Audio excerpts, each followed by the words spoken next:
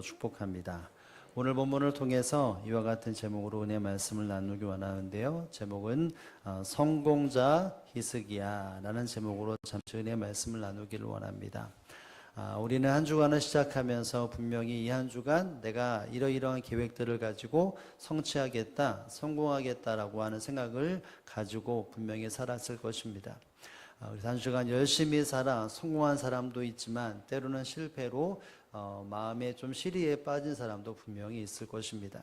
그럼에도 불구하고 우리가 기억할 것이 있다면 하나님은 우리에게 성공의 삶을 예비하시고 그 길을 인도하시는 하나님이라는 사실들을 기억할 수 있어야 합니다.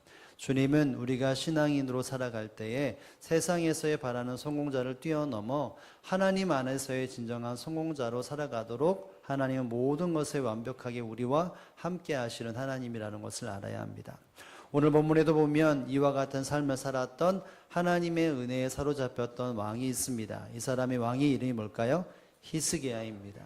여러분, 히스기야는 남유다의 왕들 중에 13번째 왕입니다. 그가 남유다를 통치하는 기간은 다른 어떤 왕보다 좀 많이 기간이 깁니다. 59년이라고 하는 그 통치를 했던 바로 이 히스기야의 왕입니다.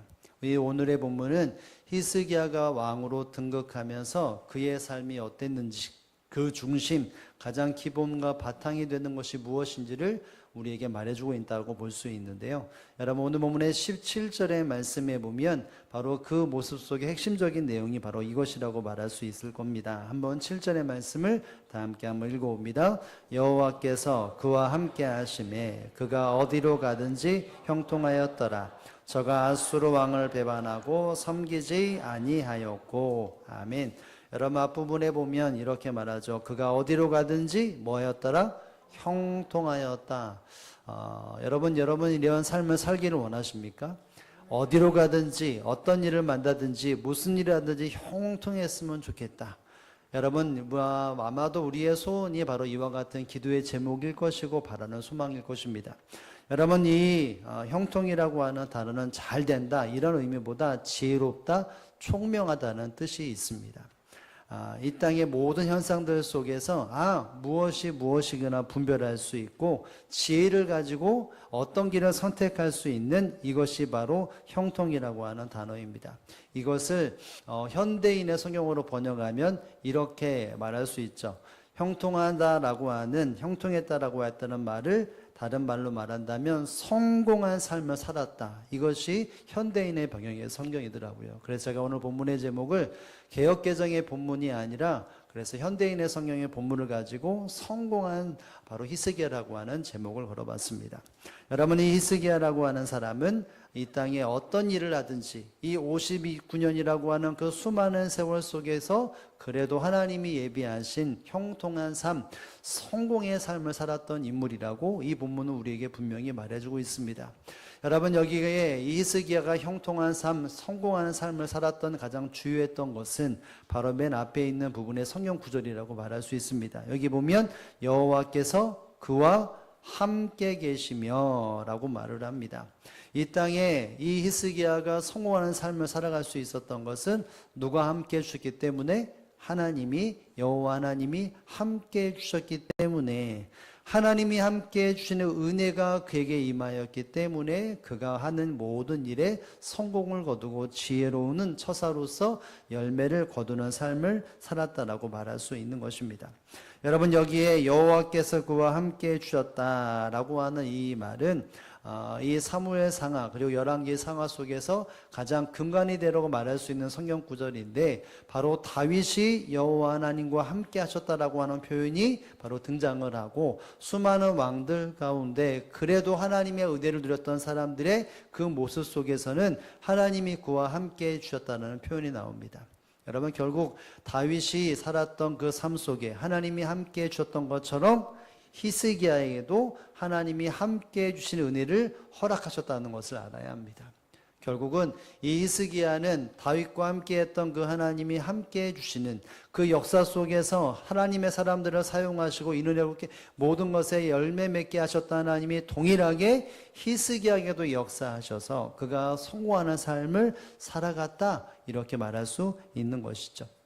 여러분, 그래서 역사적으로 본다면 그래도 통일왕국이나 혹은 분열왕국 시간에 통틀어서 가장 활발했고 부흥했던 시대는 바로 솔로몬 시대라고 말을 합니다. 이 솔로몬의 시대에 범접할 수 있을 정도의 정치, 경제, 군사, 문화 분야에서 총망라해서 형통함을 누렸던 왕이 바로 이 히스기야의 왕인 것입니다. 여러분, 59년이라고 하는 세월 속에 그 통치 기간이 어떤 왕은 길었음에도 불구하고 어려움과 아픔을 경험했던 왕도 수두룩하게 많이 있습니다. 그런데 이 오롯이 59년이라고 하는 수많은 세월 속에서 그래도 형통한 성공의 삶을 살았던 것이 히스기야였다면, 여러분, 하나님 앞에서 이 삶이 얼마나 복되고 그와 함께 했던 백성이 얼마나 복된 백성이라고 말할 수 있지 않겠습니까?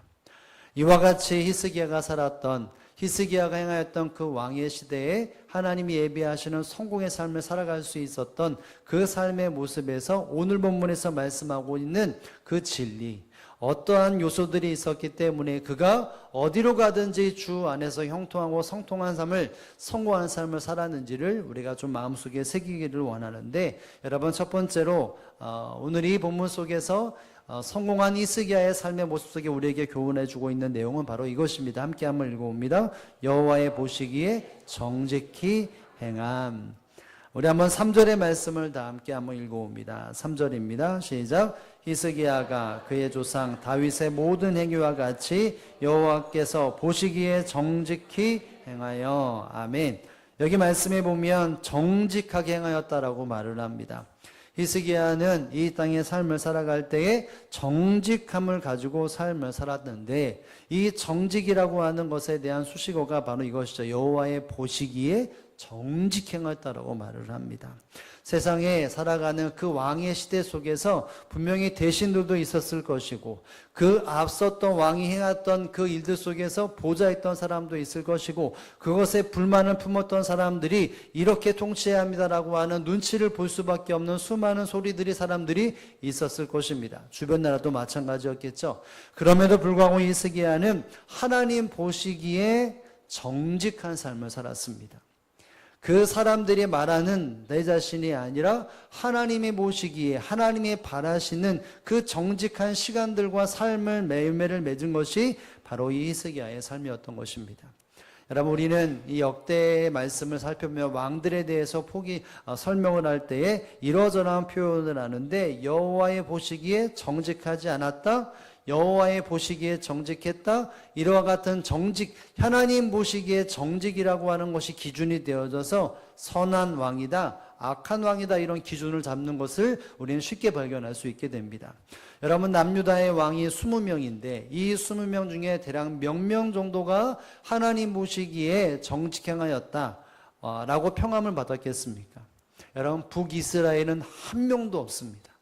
남유다는 그래도 하나님의 그 축복 영향이 흘러가는 왕이었기 때문에, 나라였기 때문에 좀 다르다고 말할 수 있는데, 여러분, 과연 몇 명쯤 여호와의 보시기에 정직행했다라고 몇 명쯤 들었을까요?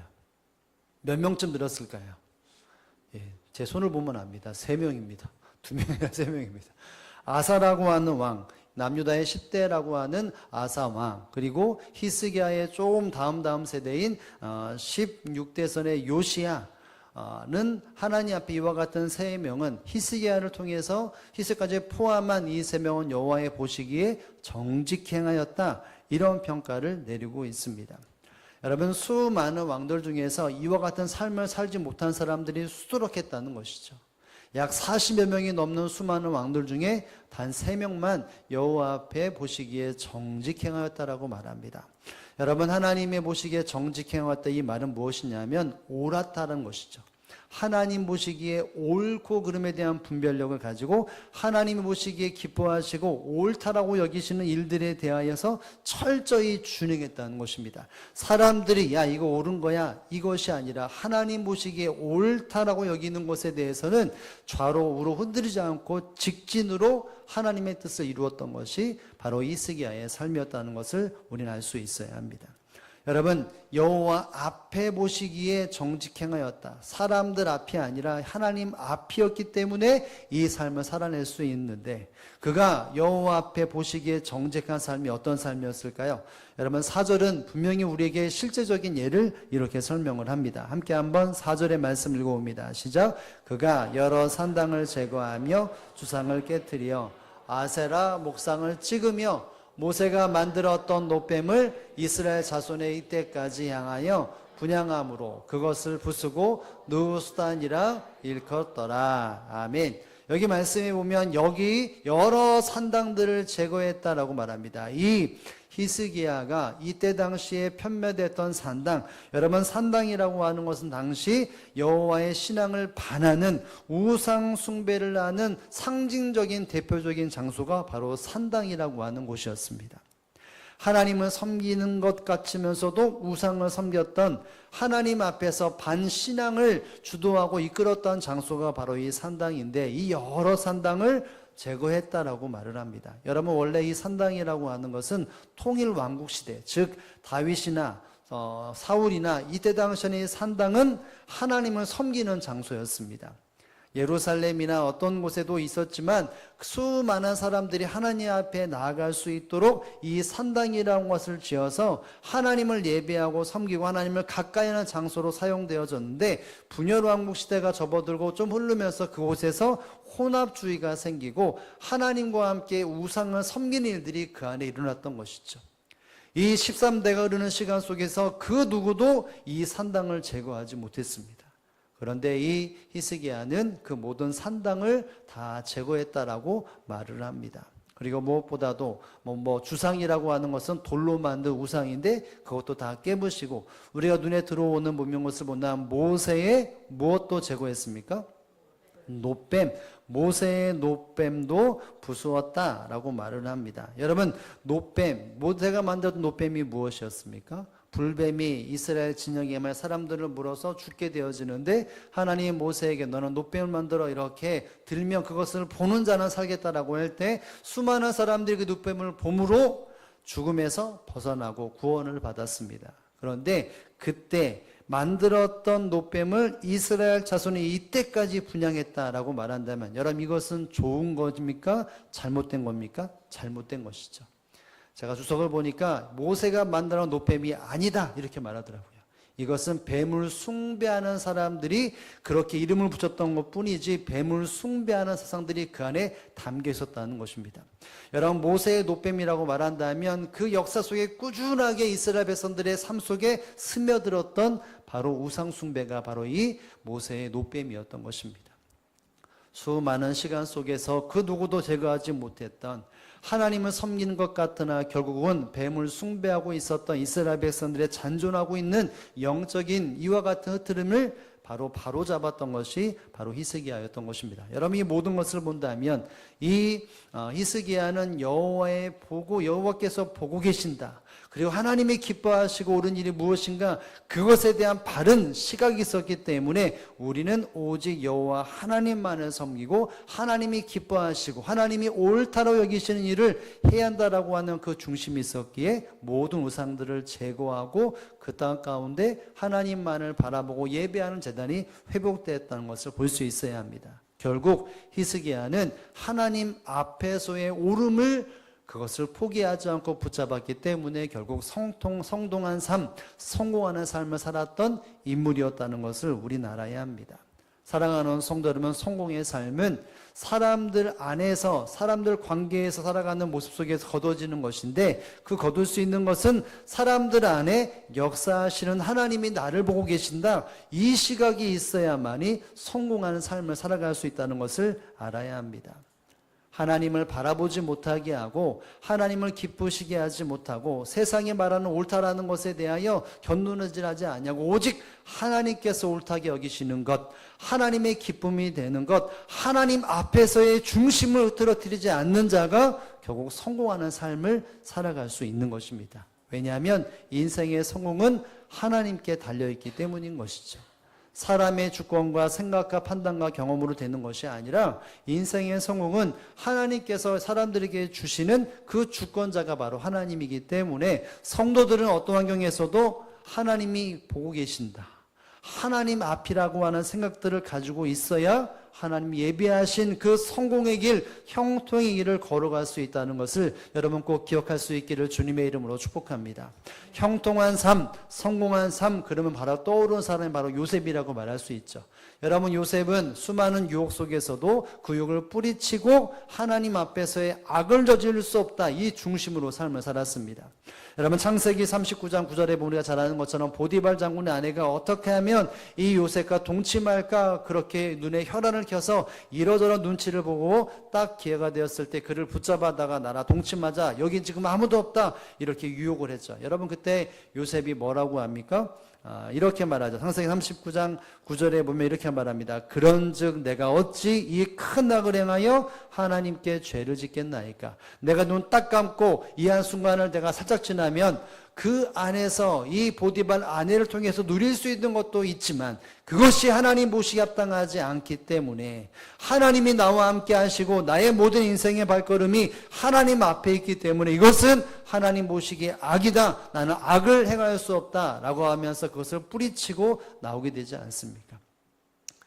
요셉은 사람들 관계 속에서 하나님 앞이라고 하는 중심을 흐트러뜨리지 않았습니다. 형제들의 관계 속에서도 내가 나를 힘들게 했던 그 형제들에 대한 어떻게 하면 보복할까, 그 삶이 아니라 하나님께서 나에게 먼저 이 일을 예배하셨습니다. 애굽의 총리가 된 이후에 바로 그 고백을 하는 삶을 살았던 것이죠. 그 삶을 보여주고 있습니다. 여러분, 요셉의 모든 삶에서는 결국은 하나님 앞에서 악을 지을 것인가, 하나님의 기쁨이 될 것인가, 이 중심을 가지고 흔들림 없이 살았던 것이 요셉의 삶이었습니다. 그래서 결국 요셉은 이 형제들을 바라보고 결국은 그의 아버지 야곱과 함께하는 60여 명의 가족들을 가뭄과 죽음의 위기 속에서 건지고 하나님의 언약의 그 축복을 잇는 가장 중요한 핵심적인 인물로 쓰임 받았습니다. 여러분, 인생의 성공은 결국 하나님 앞에서 내가 옳은 일을 할 것인가, 하나님 앞에 죄를 지을 것인가, 사람이 옳다는 것을 할 것인가, 그 기준이 흐트러지느냐 정해 있느냐, 거기에 기준이 있다는 것을 알 수 있어야 합니다. 하나님이 기뻐하시는 일, 하나님 모시기에 그 중심이 흐트러진다면 이 땅의 성공이라고 하는 것은 멀리 떠날 수밖에 없습니다. 그러나 어떤 환경에서도 하나님이 옳다고 말씀하시는 것, 하나님이 보고 계신다라고 하는 중심을 가지고 살아간다면 그 모든 것에 하나님은 성공이라고 하는 열매를 반드시 맺게 하신다는 사실을 기억할 수 있기를 주님의 이름으로 축복합니다. 예수님의 이와 같은 가르침을 가지고 살았던 수많은 사람들 중에 다 마찬가지겠지만 야고보 사도는 성도에게 주어진 삶이 무엇인지를 말하면서 성도들에게 이런 말을 한 적이 있습니다. 야고보서 4장 10절의 말씀 우리 함께 읽겠습니다. 시작. 주 앞에서 낮추라. 그리하면 주께서 너희를 높이시리라. 아멘. 다시 한번 보면 주 앞에서 낮추라 라고 엄히 경고합니다. 너는 낮추는 삶을 살아야 돼, 이렇게 말하죠. 모든 환경 속에 낮춰야 한다라고 하는 것은 겸손을 가지고 있어야 하는데 그 겸손은 누구 앞에서? 하나님 앞에서의 겸손함이 있어야 하는 것입니다. 이것은 주님이 하나님이 어떤 분인 줄 알고 내가 어떤 존재인지를 알 때에 이것을 순종할 수 있고 이룰 수 있습니다. 하나님이 나에게 가장 근간이 되고 하나님이 보고 계신다라고 하는 그 삶의 중심을 바라보고 그것을 가지고 살아가는 사람은 모든 환경 속에서 하나님 앞에서의 은혜를 경험하게 되는 것이죠. 여러분, 솔직히 성도의 삶 속에 하나님이 은혜 주시지 않는다면 그 어떤 것도 열매를 얻을 수 없습니다. 그 은혜를 작은 것 하나 얻었을 때 세상 사람들이나 타락되어진 사람은 내가 했다, 내가 이루었다, 하나님이 아니라 나의 열심과 나의 공로로 돌리게 됩니다. 여러분, 결국 그와 같은 고백과 그와 같은 삶을 살아가면 결국 낮아지는 인생으로밖에 살 수가 없죠. 하나님이 세워주시는 인생을 살 수가 없는 것입니다. 그러나 이 모든 것이 주의 은혜의 주님께서 행하셨다, 하나님 보시기에 중심을 살아가면 교만할 수 없고 죄를 지을 수 없고 낮은 마음으로 겸손함으로 살아갈 수밖에 없죠. 그래서 주 앞에 낮추라고 야고보 사도는 수많은 사람들에게 행실로 믿음을 드러낼 때 반드시 하나님 앞에서 낮추는 삶을 살아라고 말을 합니다.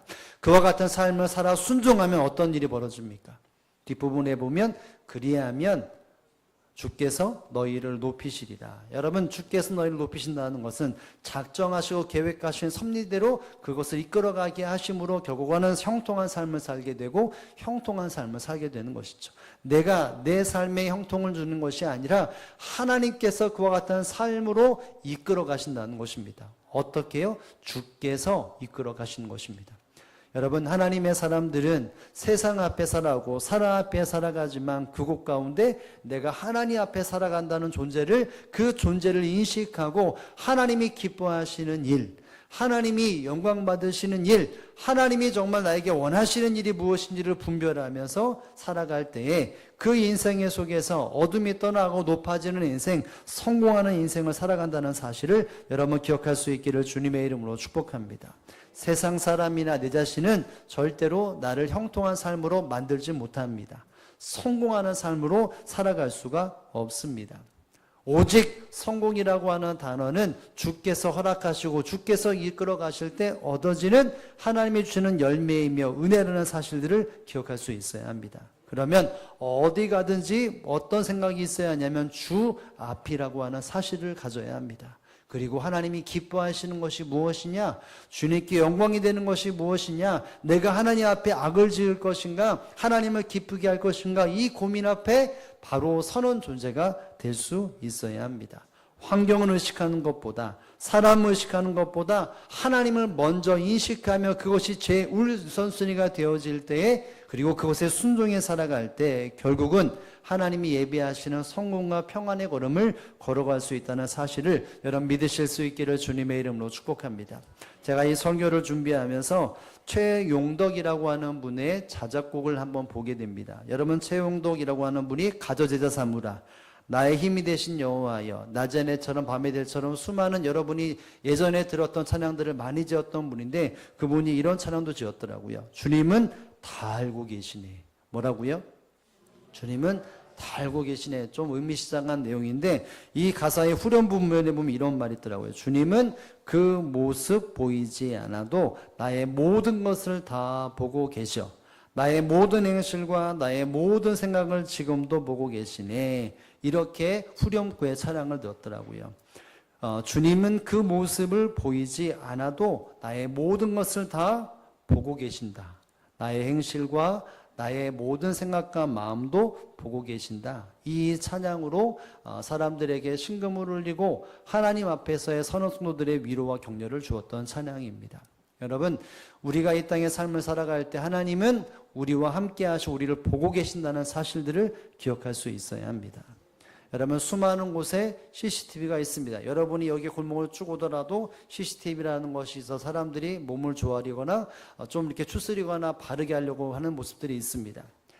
제가 예전에 이렇게 베이스 기타 연주로 찬양 집회를 간 적이 있었는데 제가 어렸을 때 다녔던 교회에 어떤 집회를 한다고 그래서 베이스 연주로 갔는데 제 앞에 찬양 이렇게 마이크 대가 있었습니다. 그래서 그걸 바로 딱 잡았는데 그게 동강 부러졌어요. 저는 그냥 베이스 연주하러 갔다가 잠깐 보이길래 치워줬는데 그 동강 부러졌는데 사람들이 별로 주변에 없었습니다. 그래서 그냥 손으로 대충 이렇게 딱 막 아무도 안 보지? 이렇게 딱 봐서 베이스 다 치고 나왔는데 며칠 지나서 교회 후배가 동영상을 보여주더라고요. 이거 보세요. 이렇게 하면서 그 부러진 거를 남 모르게 이렇게 살짝 넘어가는 모습을 보여주면서 야, 뜨끔해가지고 어쩔 수 없었어. 이렇게 말하는데 여러분, 제가 이런 말을 왜 하냐면 하나님이 나를 보고 계신다는 게 야, 너 정말 잘하고 있냐 못하고 있냐. 딱 못하면 들이대면서 너 왜 이렇게 살아? 이럴 수도 있지만 여러분, 하나님이 나와 보고 계신다는 것은 그런 감독 감찰이 아니라 나를 옳은 길로 흔들리지 않고 바라볼 수 있도록 바라보고 계신다는 것을 알아야 합니다. CCTV라고 하는 자체는 좀 두려움도 있고 무엇이 기분이 나쁘지만, 그러나 나를 보호하고 나를 온전한 길로 내가 잊어버렸던 걸 기억나게 하는 용도였다면, 여러분, 하나님 나를 보고 계신다. 하나님 앞이라고 하는 것은 내가 움츠리 들고 내가 어떤 부분에 쪼임이 아니라 나를 온전하게 하시는 하나님이 나를 바라보고 계신다. 마치 우리의 부모님들이 내가 어렸을 때 잘 있냐, 잘 걸어가고 있냐, 이렇게 바라보시는 것처럼 우리가 그 안에 있다는 사실들을 알아야 합니다. 여러분, 인생의 성공은 하나님이 나를 보고 계신다, 내가 주 앞에 살아간다, 이것이 경고하게 딱 설 때 우리에게 주신 은혜라는 것을 알아야 합니다. 사람들을 의식하기보다, 환경과 문제를 의식하기보다 하나님을 의식하며 주님께서 원하시는 기쁨과 즐거움이 무엇인지 그걸 철저하게 분별하여 하나님 예비하시는 성공의 삶을 살아가는 저와 여러분의 삶이 되어지기를 주님의 이름으로 축복을 드립니다. 본문의 두 번째 진리는 이것입니다. 함께 한번 읽어볼까요? 시작. 여호와만을 의지함. 같은 흐름일 수 있지만 우리 한번 5절의 말씀을 한번 읽어보도록 합니다. 5절 말씀입니다. 시작. 히스기야가 이스라엘 하나님 여호와를 의지하였는데 그의 전후 유다 여러 왕 중에 그러한 자가 없었으니. 아멘. 히스기야가 이스라엘 하나님 여호와를 의지하였다라고 말을 합니다. 세상을 의지하거나 권력을 의지하거나 주변 나라를 의지하는 그와 같은 모습이 아니라 오직 하나님만을 의지했다라고 말하는데, 여러분, 이건 비교구로 말합니다. 뒤에 보면 그때 전후 유다 여러 왕 중에 그런 자가 없더라. 여러분, 20명이 넘는 수백 년 시간 속에서 하나님을 의지했던 수많은 왕들이 있었을 텐데 히스기야만큼 여호와를 의지하는 왕이 없었다라고 말을 합니다. 여러분, 의지한 히스기야는 하나님을 전적으로 의지하는 그 중심이 잡혀 있었던 사람입니다. 인생의 말년에는 좀 흐트러짐도 있었지만 그러나 전체를 평가한다면 히스기야는 그 어떤 왕보다 하나님을 바라보고 하나님을 의지했던 사람이었음을 우리는 기억할 수 있어야 합니다. 여러분, 의지했다는 말은 다른 말로 번역하면 이렇게 번역할 수 있죠. 신뢰하다, 그리고 확신한다. 하나님을 신뢰하고 하나님이야, 이렇게 확신을 가지고 있다고 말하는데, 여기 말하는 이 단어가 동사로 쓰여질 때는 단순하게 신뢰하다, 확신하다가 아니라 좀 더 전진적인 의미, 좀 더 지나간 의미로 그 뒤에 결과물까지도 포함되어 있는 단어로 쓰여지는데, 그 의미가 이것입니다. 이런 말입니다. 나아가 평안하고 든든하다. 평안하다, 든든하다라는 말이 이 동사를 쓸 때는 여기서 나와 있는 의지하다라는 말이 거기까지 의미가 지용이 됩니다. 내가 하나님을 의지함으로 내가 평안하고 든든하다, 이 의지하다라는 말이 여기까지 포함되는 것이죠. 내가 하나님을 의지하여 두려워 떠는 그 마음이 있는 것이 아니라 하나님을 의지한다는 마음속에 내 안에 평안함이 임하고 내 마음에 든든함이 있다는 것입니다. 히스기야는 두렵고 떨릴 수밖에 없는 수많은 환경 속에서 하나님을 의지하는 가운데 평안함과 마음의 든든함을 경험했던 것이 바로 히스기야의 삶이었던 것입니다. 여러분, 그 삶이 결국은 6절에 보면 단편적으로 이렇게 부를 수 있는데, 우리 6절의 말씀을 한번 읽어봅니다. 그가 여호와를 의지했다라고 하는 것에 대해서 그 삶의 모습에 대한 설명을 이렇게 찾아볼 수 있죠. 6절의 말씀을 읽습니다. 시작. 곧 그가 여호와께 연합하여 그에게서 떠나지 아니하고 여호와께서 모세에게 명령하신 계명을 지켰더라. 아멘. 여기 보면 곧 그가 여호와께 연합하여 그에게서 떠나지 아니하였다. 떠날 수밖에 없는 환경에서도 떠나지 아니했다, 이렇게 말을 합니다. 여러분, 떠날 수밖에 없는 떠나지 않았다는 것은 뒤에 보면 쭉 나오겠지만 이 18장 후반절에부터 19장에 걸쳐 있는 내용이 뭐냐면, 아수르라고 하는 나라의 사레밀이라고 하는 아수르 나라의 사네임이라는 왕이 예루살렘의 성읍들을 정복하는 일이 나타납니다. 두려워 떨 수밖에 없고 그 일들 속에 그 땅에 이 목숨을 내올 수밖에 없는 환경 속에서 이 히스기야는 어떻게 합니까? 히스기야는 이전에 어떤 왕들처럼 그 아수르 왕을 의지하고 고개 숙인 것이 아니라 하나님께 나아가서 부르짖습니다. 하나님, 사내림이라고 하는 이러이러한 것이 있습니다. 하나님 도와주십시오. 건져주십시오. 구원해 주십시오. 이렇게 말합니다. 세상을 의지할 수 있고 사람의 지식을 의지할 수 있지만 히스기야는 하나님 앞에 엎드려 기도하고 부르짖습니다. 그랬더니 이 일도 말미암아 사내림이 전사하게 됩니다. 하나님이 하나님의 백성들을 보호해 주셨습니다. 누구 때문에요? 히스기야가 하나님을 전적으로 의지했기 때문에. 병들어 죽었을 때에도 그는 그 모든 환경 속에서 하나님 앞에 부르짖고 하나님을 의지할 때 생명이 그에게 연장되었던 것이죠. 여러분, 히스기야는 전적으로 여호와를 의지하는 중심을 가지고 삶을 살았습니다. 그래서 6장 마지막 부분에 보면 1억까지 연결되죠. 여호와께서 모세에게 명령하신 대로 계명을 지켰더라. 그는 하나님의 계명을 지키는 가운데 우상 숭배도 제거하고 하나님을 전적으로 의지하는 오직 하나님만을 바라보는 그 중심, 말씀의 중심, 계명을 지키는 중심이 있었기 때문에 결국은 은혜를 누렸습니다. 여러분, 하나님을 의지한다는 것과 하나님의 계명을 지킨다는 것은 뗄래야 뗄 수가 없습니다. 하나님을 의지한다는 것은 모든 환경 속에 세상을 의지 아니하고 하나님의 말씀을 믿고 따라간다는 것이 그 안에 담겨 있는 것이죠. 여러분, 결국 히스기야는 하나님을 의지하며 하나님 말씀을 철저하게 지켰기 때문에 하나님이 예배하시는 성공의 삶을 살았다는 것을 알아야 합니다. 여러분, 계속해서 말하는 것인데 성공은 하나님께서 허락하시는 것입니다. 여러분, 그렇다면 하나님의 방법대로 살아야 하나님이 허락하시는 성공의 삶을 살지 않습니까? 우리의 자녀들이 어렸을 때 장난감을 가져오면 그것을 조립하면 설명서가 없으면 대충 하게 되면 완성되고 나면 부품이 빠져 있거나 다른 것들이 이렇게 엉켜져 있고 혹은 어느 순간 무너지는 것을 바라보게 됩니다. 여러분, 모든 것은 그 방법대로 되어야 완성품이 되는 것처럼 하나님 앞에서의 성공, 하나님의 방법대로 해야 합니다. 그 방법은 하나님 의지하는 것이고 하나님 말씀에 순종할 때에 주어지는 하나님이 예비하시는 은혜의 손길이라는 사실들을 기억할 수 있어야 합니다. 여러분, 신명기의 말씀에 보면 이스라엘 백성들의 모세를 통해서 말씀하시는 바가 나오는데 신명기 13장 4절에 보면 이스라엘 백성들의 삶의 모습이 무엇이어야 한다라고 말하는데 여러 가지가 단어가 나오는데 한마디로 말하면 하나님을 의지한다는 것이죠. 우리가 한번 13장 4절의 말씀을 한번 읽어보겠습니다. 시작. 너희는 너희 하나님 여호와를 따르며 그를 경외하며 그의 명령을 지키며 그의 목소리를 청종하며 그를 섬기며 그를 의지하며. 아멘. 여기 말합니다. 너희는 너희 하나님 여호와를 따르며 그를 경외하며 그의 명령을 지키며 그의 목소리를 청종하며 그를 섬기며 그를 의지하며. 여기 나와 있는 하나님 앞에 신앙적인 모습들을 가만히 생각해 보면 하나하나 떨어뜨릴 수 없지 않습니까? 하나님을 따른다는 것은 말씀을 지키는 것이고 하나님을 의지하는 것입니다. 하나님 앞에 청종한다는 것은 명령을 따르고 의지하는 것이 포함되어집니다. 결국 하나님의 백성다움의 삶은 하나님을 의지하는 것이고 하나님 말씀에 순종하는 이 모든 것이 어우러지는 것이 성도의 삶이어야 합니다.